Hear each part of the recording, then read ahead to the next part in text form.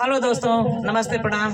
मैं हूं आपकी उर्मिला, अपने उर्मिला अनीता ऑफिशियल चैनल में आप सभी का स्वागत करती हूं, अभिनंदन करती हूं। और आइए देखिए, हम लोग सभी बहनें यहां पे एकत्रित हुए हैं और हमारे ढोलक वादन भैया श्री दिनेश दुबे जी भी हैं। इनको भी आप लोग पहचान लीजिए, देख लीजिए। और हम लोग के साथ ही रहे, हम लोग का सपोर्ट करते हैं भाई। इसी तरह से जिस तरह से ये सपोर्ट करें उसी तरह से आप लोग भी सपोर्ट कीजिए। तो आइए, एक हमारी दीदी हैं, देखिए बीच में बैठी हुई हैं पुष्पा दीदी, एक बहुत प्यारा सा कहरवा गीत गा रही हैं। अगर गीत अच्छी लगती है तो लाइक सब्सक्राइब शेयर जरूर कीजिएगा। चलिए।